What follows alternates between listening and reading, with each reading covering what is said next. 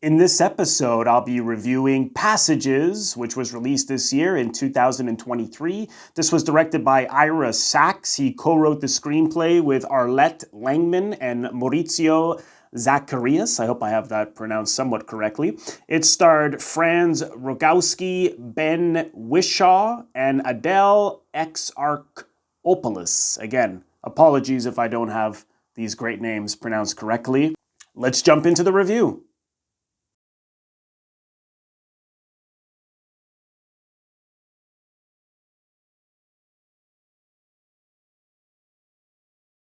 Welcome to Robert Bellissimo at the Movies. This is a YouTube video podcast where we explore all things cinema. For those of you who have yet to see Passages, I'll read a brief synopsis here. A gay couple's marriage is thrown into crisis when one of them impulsively begins a passionate affair with a young woman. That's one of the synopsises on imdb.com. I just saw this last night. And I really, really enjoyed it because it explores human relationships. It's my favorite kind of movies. And it's complicated, but it has a real simplicity to it. And it really invites the audience in to make their own interpretations as to what these people are about, what their relationships are about, and so on and so forth. And it really at the same time is a truly emotional experience, which gives you a lot to think about. So I saw it on Mubi. Mubi also distributed the film. What I find so fascinating about each of the characters is that they don't always say exactly why they're doing what they're doing and things like that. And you have to sort of, again, lean in, and the performances are very nuanced. I mean, everybody, Franz Rogowski Ben Whishaw, and Adele, her name is difficult to pronounce, Exarchopoulos. I love her, and blue is the warmest color, and I have to actually catch up with some other films she's in. A lot of things go unsaid, and so you have to make your own judgment calls as to why they're taking the way they're taking to things, or why they're doing certain things. And at the same time, it's pretty accessible. I don't think anything is necessarily that difficult for our audiences to lean into, but it certainly requires the audience to work, because nothing is an easy answer. And I think the Ira Sachs, the direction and the composition, he doesn't go too close in with the close-ups are not too close. Everything's at a bit of a distance. Often the characters are in the frame at the same time. And so I like when I see filmmakers do that, because it's inviting the audience to look at both sides of the argument here, if there is an argument in the scene, and you can decide who's right or wrong, and you can see both points of views. And so sometimes too much editing, it can lead to sort of easy answers for where the director or the writer wants the audience to go with it, who they think is right, who's wrong, who's the protagonist, who's the antagonist. Here, it's sort of empathetic towards everybody, even though I think certainly the most problematic is Thomas, who Franz Rogowski plays, who to me looks like, he's like a young Vincent Gallo. I mean, this is the first film I've seen him in, and I think he's an incredible actor. But yes, he's married. He's a filmmaker. He's married to Martin. And we see off the top, he's shooting this film, and he has a certain hostility. He's sort of not very kind to the actor he's directing. He's sort of a little bossy with the extras, and he's sort of, you get the sense that he is insensitive and selfish, and he's not really aware of the people around him. And it makes so much sense later when you see with this relationship. He's with this man, Martin, and then he meets Agath at this party, this rap party after the film, and Martin decides to go home. So he's dancing with I think it's Agathe. I'm going to say Agathe, or Agath. Let's go with Agath. If someone knows, you can correct me in the comments below. But they decide to dance, and you can sense that there's an attraction there, and they're really like two magnets. I mean, they sleep together.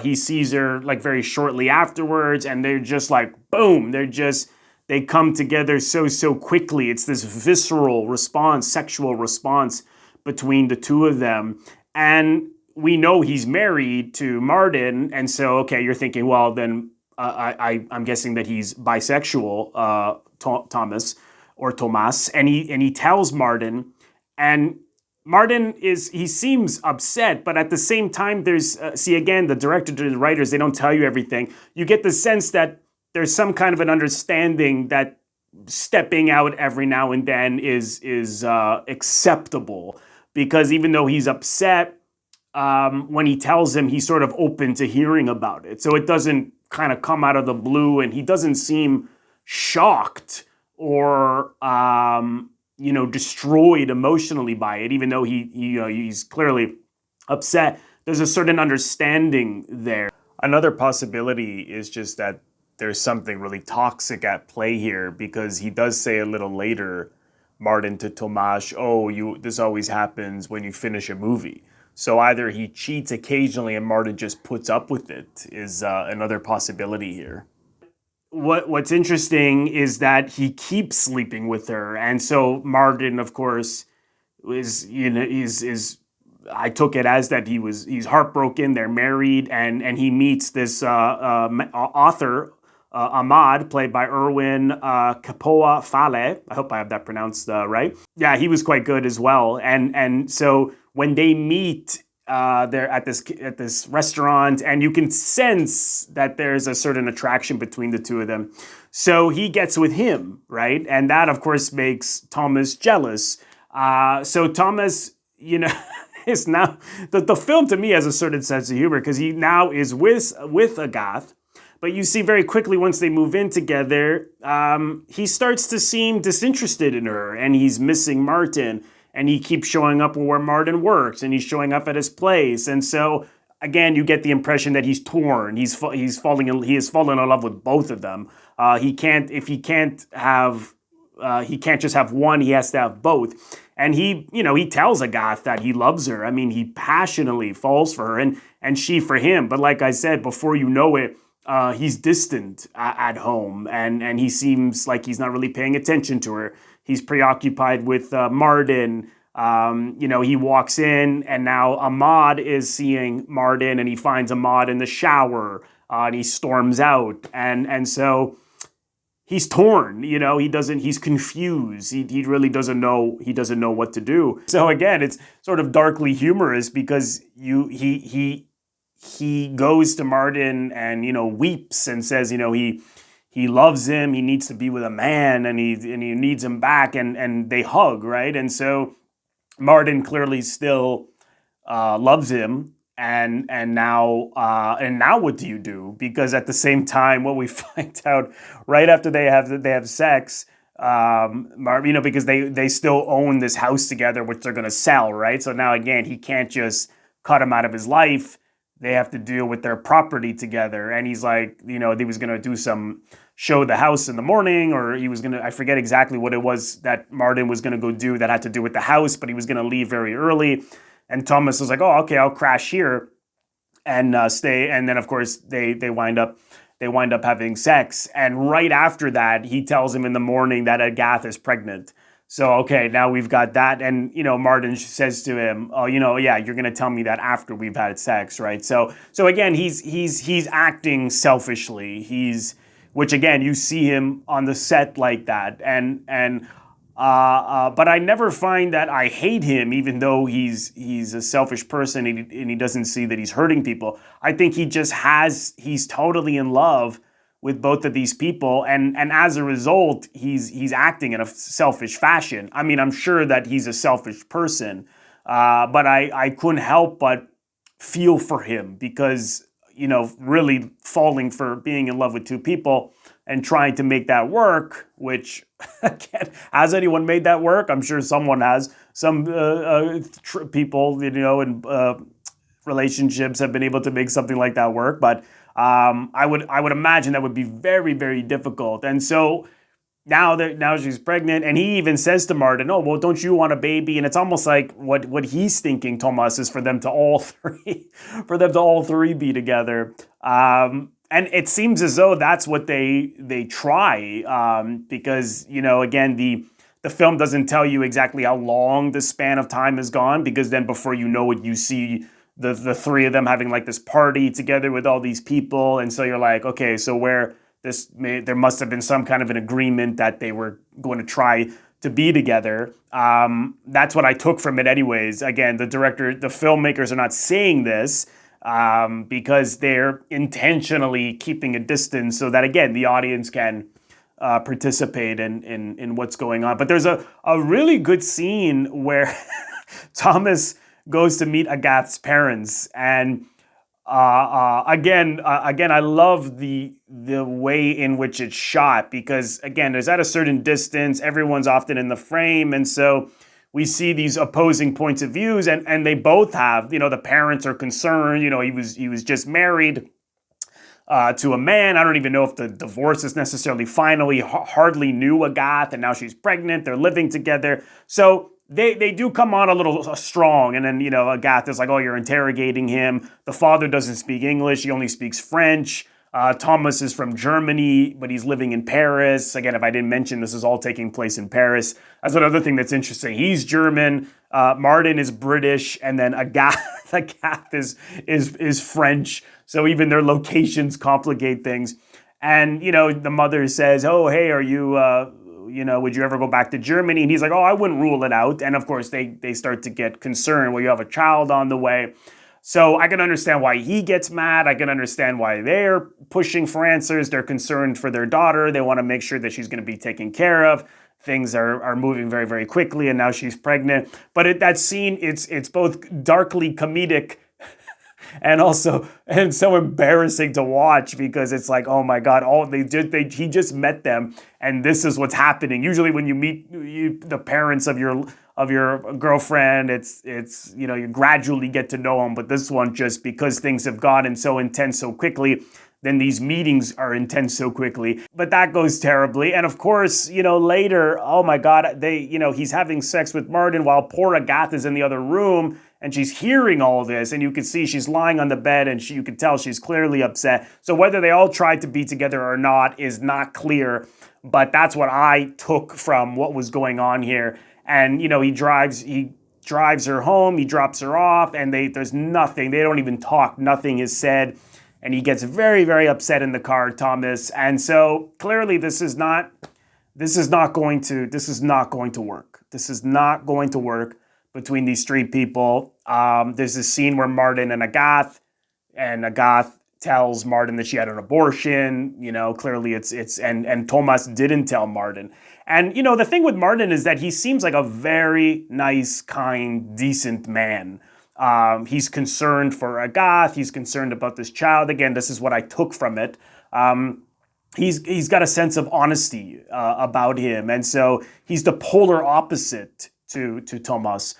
And, Thomas is going to Italy. I imagine his film is playing at a festival, I think at the Venice Film Festival. And Martin's going to go with him. And then Martin says, I can't be with you anymore, and I don't want to see you again. And of course, Thomas, because he's narcissistic and selfish, he's, what about how I feel? And he says, I don't care. And I think the coldness from Martin was what he had to do. He had to just shut him out, not let him into his house, don't answer the door. I think because earlier he was still in love with him, even though he was being hostile towards him, he was still talking to him. But now he's just very, very clear. Get out of my life. And it's interesting that finding out what was it exactly that brought this decision. Was it because he found out Agath had an abortion? Why now? And for me, I just think finding out that this woman had an abortion, she wanted to start a family. She fell in love with Thomas. And now whether they were going to try this three-way raise the child together or not, I don't know. But now that I think he sees in that scene that he has really hurt this woman, that he has really, she wanted a family, she loved him, and now she's put in a position where he's out of the picture, and so she feels that she has to have an abortion. And I think right there, he sees that Thomas is deeply, deeply, deeply problematic. And when he breaks up with Ahmad earlier, and Ahmad says to him, you know what, this is not going to work. This is going to be a disaster with Thomas, and you can't see it now, but you'll see it later. And he clearly now sees it. And he clearly is going to try to get back with Ahmad. And Ahmad also seems like a very decent, honest, person with not, I mean, we all have baggage, right? But not problematic baggage in terms of relationships from what we see anyways. And so it's much more hopeful for Martin there to move on and to just put Thomas aside. And we keep seeing, Thomas, again, it's darkly funny because right after that, he goes to where Agathe is, because she's a school teacher. He goes to her school and he tries to get back with her now. It's like not only can he not be without two of them, he has to have at least one. It's like he cannot be alone. And so if he can't have both, imagine what he's like alone. I mean, but I think that's the best thing for him to do, because you see him at the end and he's riding his bike around town and it ends there. And I think really this is the best thing for him to do because he has to sort of, he has to look inward and see that he's hurt people and look back on this time and, try to do better next time. But I think it's hopeful in a way for all of them. They all sort of begin with a clean slate. And, like I said, I don't see any of them as being, bad.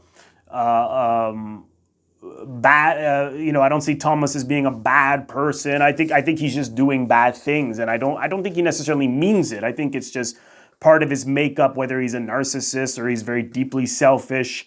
I think that's just part of his makeup. But again, I think the clean slate for all of them at the end is that the next relationship, whether they're in or get back with someone in the near future or not, they'll learn from this, right? And I think that's what the film is also getting at, is that relationships are, some people meet the right person when they're a very young age and they're madly in love until they die, right? And it's not always the case. I mean, every relationship, the love you have for that person, even if it doesn't work out, you learn a lot from, right? And you move on.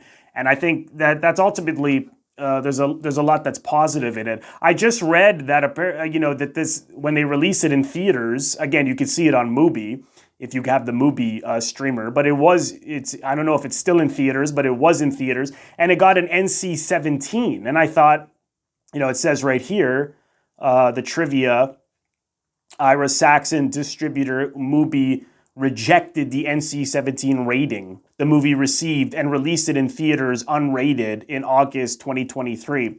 Sachs called the rating a form of cultural censorship that is quite dangerous, particularly in a culture which is already battling in such extreme ways the possibility of LGBT imagery to exist. Yeah, I agree, because why would this have gotten an NC-17? I mean, there are some sex scenes, but they're not graphic. We don't even see complete nudity. I mean, it's clear that when Thomas and Martin are having sex, that they're performing anal sex, but you don't see anything full frontal. It's shot from behind them. I mean, again, you see, naked from the back, but you don't, even Adele, you only see partial nudity. The sex scene they have, her bra is on. And so why did this get an NC-17? I mean, yeah, I mean, it's suspicious, because you would think if that was a man and a woman totally naked, even if you saw more nudity, would likely get an R. So why, because it's two men, would this have got it an NC-17? So that's problematic and very disappointing to hear. But we can at least see it on Mubi, and I think it's a fantastic film. So if you haven't seen it, I highly recommend checking it out. Thank you so much, everyone, for watching. I want to thank all of my members on Patreon. If you're interested in becoming a member of my Patreon, head over to the link patreon.com/Robert Bellissimo at the movies for full details. Patreon is exclusive content that I create month in and month out. And as a subscriber, you are able to vote on polls and contribute to what I do on Patreon month in and month out. So head over to the link for full details. You can also leave a donation directly to my YouTube channel by pressing the thanks link, which you will find directly below the video frame. Just click on the thanks link and you can leave a donation there if you choose to. And lastly, if this is your first time here, please consider subscribing. It is absolutely free to do so by pressing the Robert Bellissimo at the movies logo. You will see it floating above my head in the top left corner to your top left. In just a second, just click on that and then click the bell in order to get a notification every time I release one of my new episodes. Also, click the like button and leave a comment below. Let me know what you think of this episode. Also, you can also share the episode. All of these things are what produce traction to my YouTube channel. So I appreciate you watching and thank you again. And I will see you in the next episode.